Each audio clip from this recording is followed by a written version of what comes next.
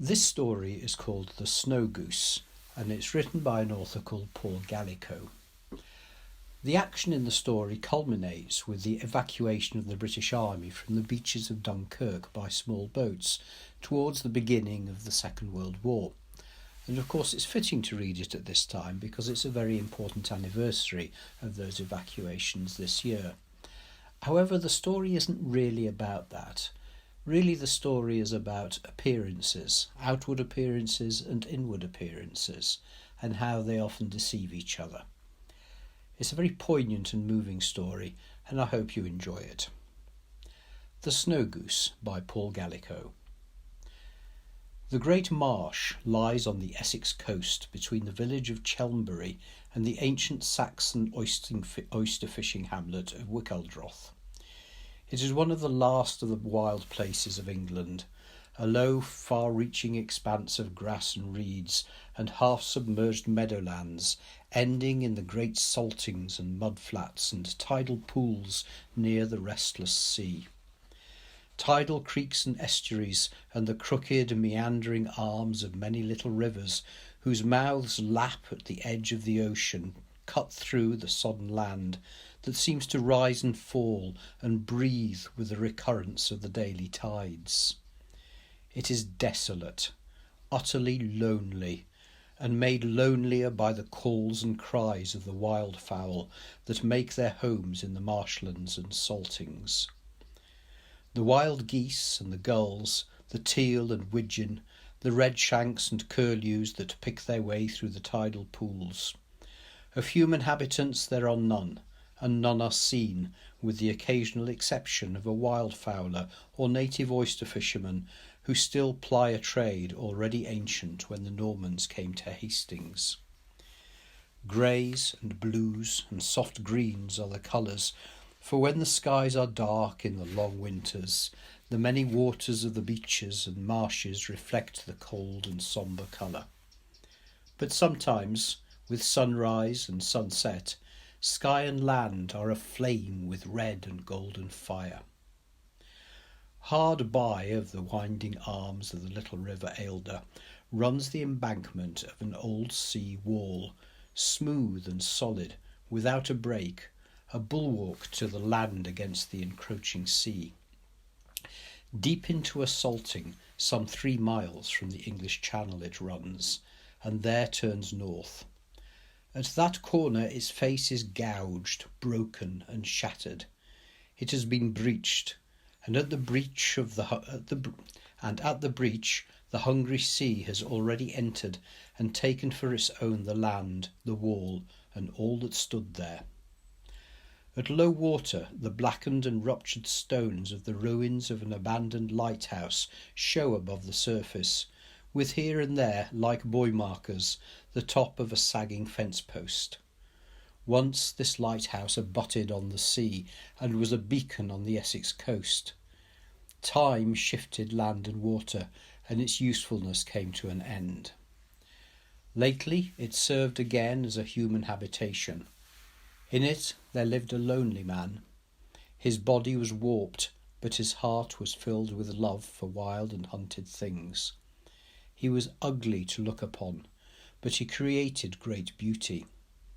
It is about him, and a child who came to know him and see beyond the grotesque form that housed him to what lay within, that this story is told. It is not a story that falls easily and smoothly into sequence. It has been garnered from many sources and from many people. Some of it comes in the form of fragments from men who looked upon strange and violent scenes.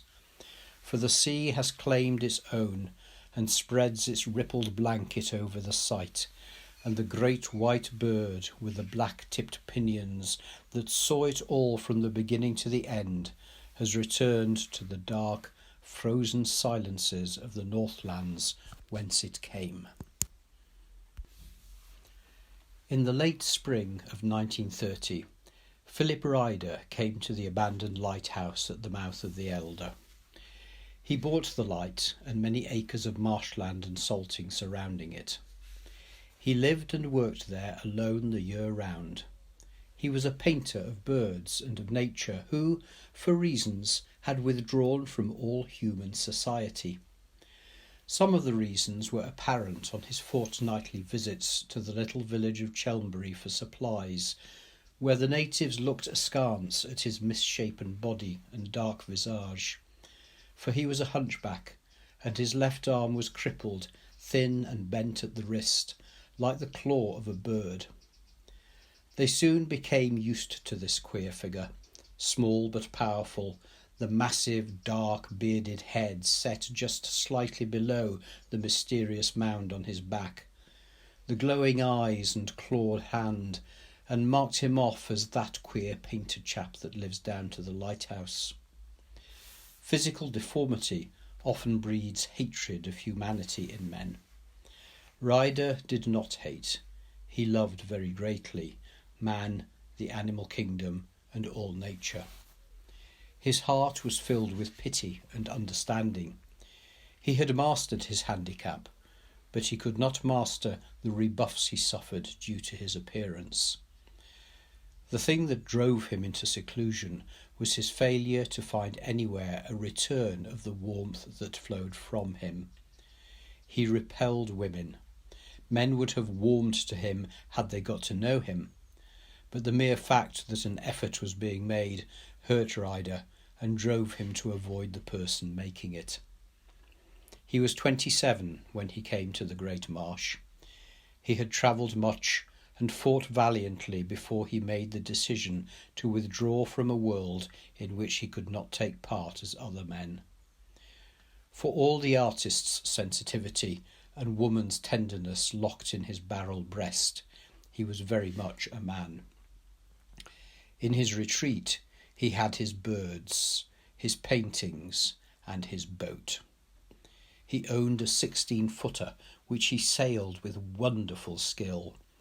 Alone, with no eyes to watch him, he managed well with his deformed hand, and he often used his strong teeth to handle the sheets of his billowing sails in a tricky blow. He would sail the tidal creek and estuaries and out to sea, and would be gone for days at a time, looking for new species of birds to photograph or to sketch, and he became an adept at netting them to add to his collection of tamed wildfowl in the pen near his studio that formed the nucleus of a sanctuary. He never shot over a bird, and wildfowlers were not welcome near his premises. He was a friend to all things wild, and the wild things repaid him with their friendship. Tamed in his enclosures were the geese that came winged down the coast from Iceland and Spitzbergen each October, in great skeins that darkened the sky and filled the air with the rushing noise of their passage, the brown-bodied pink feet, white-breasted barnacles with their dark necks and clowns' masks, the wild white fronts with the black-barred breasts, and many species of wild ducks, widgeon, mallard, pintails, teal and shovellers. Some were pinioned, so that they would remain there as a sign and signal to the wild ones that came down at each winter's beginning that here were food and sanctuary. Many hundreds came and remained with him all through the cold weather from October to the early spring, when they migrated north again to their breeding grounds below the ice rim. Ryder was content in the knowledge that when storms blew, or it was bitter cold and food was scarce, or the big punt guns of the distant bag hunters roared, his birds were safe, that he had gathered to the sanctuary and security of his own arms and heart these many wild and beautiful creatures who knew and trusted him. They would answer the call of the north in the spring, but in the fall they would come back, barking and whooping and honking in the autumn sky, to circle the landmark of the old light and drop to earth nearby to be his guests again, birds that he well remembered and recognised from the previous year. And this made Ryder happy, because he knew that implanted somewhere in their beings was the germ knowledge of his existence and his safe haven, that this knowledge had become a part of them and, with the coming of the grey skies and the winds from the north, would send them unerringly back to him. For the rest, his heart and soul went into the painting of the country in which he lived and its creatures. There were not many riders extant. He hoarded them jealously, piling them up in his lighthouse and the storerooms above by the hundreds. He was not satisfied with them because, as an artist, he was uncompromising. But the few that have reached the markets are masterpieces, filled with the glow and colours of marsh-reflected light, the feel of flight, the push of birds breasting a morning wind, bending the tall flag reeds. He painted the loneliness and the smell of the salt-laden cold, the eternity and agelessness of marshes, the wild living creatures, dawn flights and frightened things taking to the air, and winged shadows at night hiding from the moon. One November afternoon, 3 years after Ryder had come to the Great Marsh, a child approached the lighthouse studio by means of the sea wall. In her arms she carried a burden. She was no more than 12, slender, dirty, nervous and timid as a bird, but beneath the grime as eerily beautiful as a marsh fairy. She was pure Saxon, large-boned, fair, with a head to which her body was yet to grow, and deep-set violet-coloured eyes. She was desperately frightened of the ugly man she had come to see, for legend had already begun to gather around Ryder, and the native wildfowlers hated him for interfering with their sport. But greater than her fear was the need of that which she bore, for locked in her child's heart was the knowledge, picked up somewhere in the swampland, that this ogre who lived in the lighthouse had magic that could heal injured things. She had never seen Ryder before, and was close to fleeing in panic at the dark apparition that appeared at the studio door, drawn by her footsteps. The black head and beard, the sinister hump and the crooked claw. She stood there staring, poised like a disturbed marsh bird for instant flight. But his voice was deep and kind when he spoke to her. "What is it, child?" She stood her ground, and then edged timidly forward. The thing she carried in her arms was a large white bird, and it was quite still. There were stains of blood on its whiteness, and on her kirtle where she had held it to her. The girl placed it in his arms. "I found it, sir. It's hurted. Is it still alive?" Yes, I think so." "Come in, child, come in." Ryder went inside, bearing the bird, which he placed upon the table where it moved feebly. Curiosity overcame fear. The girl followed, and found herself in a room warmed by a coal fire, shining with many coloured pictures that covered the walls, and full of a strange but pleasant smell. The bird fluttered. With his good hand, Ryder spread one of its immense white pinions. The end was beautifully tipped with black. Ryder looked and marvelled and said, "Child, where did you find it?" "In marsh, sir, where fowlers had been." What is it, sir?" "It's a snow goose from Canada. But how in all heaven came it here?" The name seemed to mean nothing to the little girl. Her deep violet eyes, shining out of the dirt on her thin face, were fixed with concern on the injured bird. She said, "Can I heal it, sir?" Yes, said Ryder. "We will try. Come, you shall help me."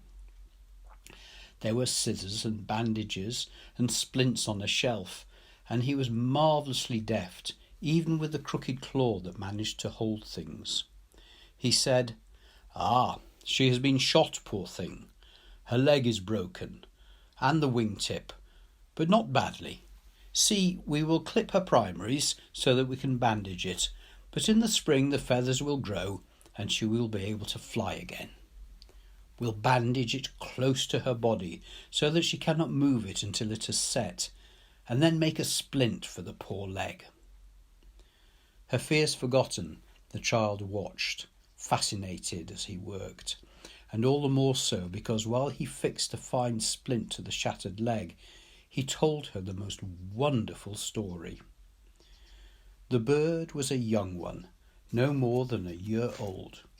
She was born in a northern land, far, far across the seas, a land belonging to England. Flying to the south to escape the snow and ice and bitter cold, a great storm had seized her and whirled and buffeted her about. It was a truly terrible storm, stronger than her great wings, stronger than anything.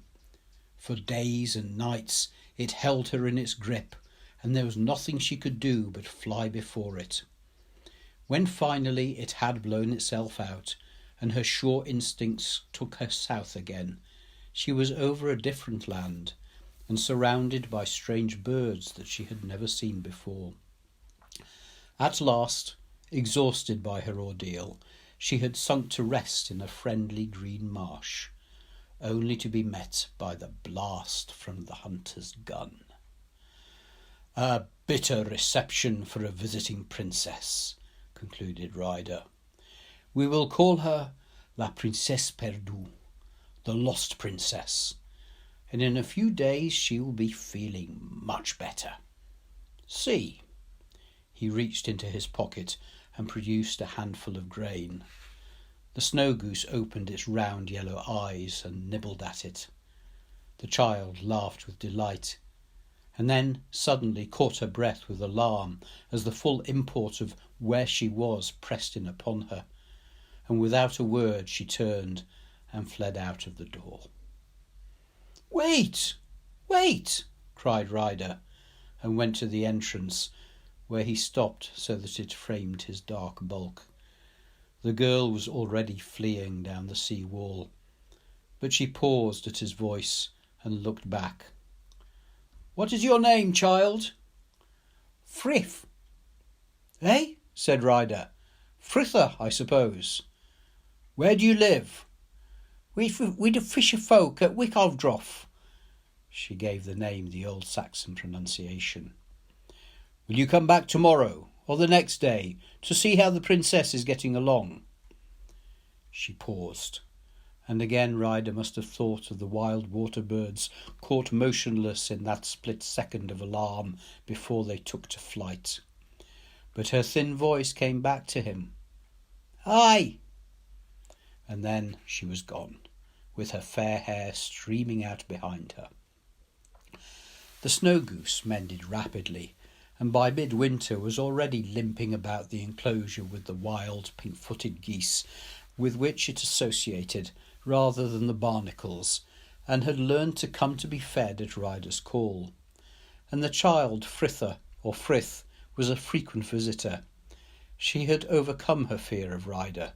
Her imagination was captured by the presence of this strange white princess from a land far over the sea, a land that was all pink, as she knew from the map that Ryder showed her, and on which they traced the stormy path of the lost bird from its home in Canada to the Great Marsh of Essex. Then, one June morning, a group of late pink feet, fat and well fed from the winter at the lighthouse, answered the stronger call of the breeding grounds and rose lazily, climbing into the sky in ever-widening circles. With them, her white body and black-tipped pinions shining in the spring sun, was the Snow Goose. It so happened that Frith was at the lighthouse. Her cry brought Ryder running from the studio. "Look! Look, the princess! Be she going away?" Ryder stared into the sky at the climbing specks. "Aye," he said, unconsciously dropping into her manner of speech. "The princess is going home. Listen, she is bidding us farewell." Out of the clear sky came the mournful barking of the pink feet, and above it the higher, clearer note of the snow goose. The specks drifted northward, formed into a tiny V, diminished and vanished. With the departure of the snow goose ended the visits of Frith to the lighthouse. Ryder learned all over again the meaning of the word loneliness. That summer, out of his memory, he painted a picture of a slender, grime-covered child, her fair hair blown by a November storm, who bore in her arms a wounded white bird.